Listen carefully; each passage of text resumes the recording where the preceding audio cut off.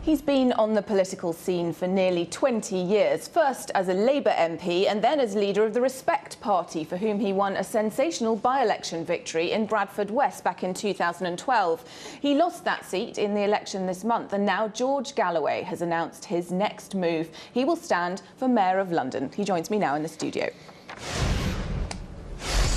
George Galloway, thanks for coming in this evening. Now, when I heard that you were standing for Mayor of London, I thought, when a door closes, somewhere a window opens. Why Mayor? Well, I was in Parliament for almost 30 years, in fact. I was very much hoping that there would be a hung Parliament in which an individual member can make a difference. There wasn't a hung Parliament, and I wasn't re-elected. But I had expressed an interest in running for Mayor of London over the last couple of years. It became clear, and it's become abundantly clear in the last 24 hours, that there's a lot of support there. More than 13,000 people have already signed up to my campaign in less than 24 hours. I don't know what the email traffic is now, because people want a mayor who's a bit larger than life, an independent-minded person, not a creature of the party political machines. And that's true elsewhere in the world also. It's true in New York, it's true in Barcelona. It has been true in London Madrid. in the shape of Boris Johnson, right? Are you sort of setting yourself up as the alternative Boris Johnson? Well, there's only been two mayors, Ken Livingstone and Boris Johnson, and both of them fit that criteria that I just outlined. Neither was a party machine creature. Both were independent-minded people, personalities with some leadership qualities. And the mainstream parties have to know that if they put forward mundane, mediocre candidates and hope to have the three cheeks of the same backside dominate the election, that they've got another think coming. The potential Labour candidates include a list of fairly powerful London politicians, people like Diane Abbott, David Lammy, who've represented London constituencies for years and years. Why are you better than they are?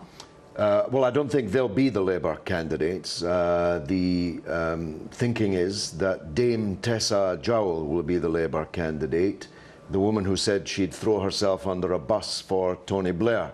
So I think I won't have a lot of difficulty persuading traditional Labour voters that I'm more Labour than she is. A big supporter of the Iraq War, who proselytised around the capital in favour of that war, and is a dedicated Blairite. I don't think that Diane Abbott or David Lammy are at the races. It's between Tessa Jowell and Sadiq Khan, who was Ed Miliband's right-hand man until Ed Miliband fell off his horse just 3 weeks ago. Do Londoners vote for a mayor on those kind of bases, though? Aren't they more looking at what you'd do for London?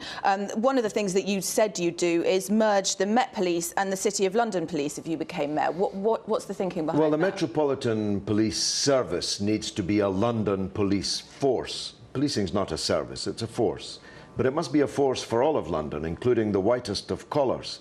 The City of London Police, which is supposed to police the square mile where all the banks and financiers hang out, might be good at catching pickpockets in Liverpool Street Station, but they were oblivious, it would appear, to the grand larceny involving hundreds of millions of pounds that went missing on their watch in the financial crash, the financial malfeasance and recklessness that was going on there. That's a big blemish on London's reputation and a cause of much divisiveness in London. You can't have a square mile where the 1% hang out, who are dripping in gold, whilst millions of ordinary Londoners are pushed further and further to the edge. All right, George Galloway, thank you very much for coming in to talk to us this evening.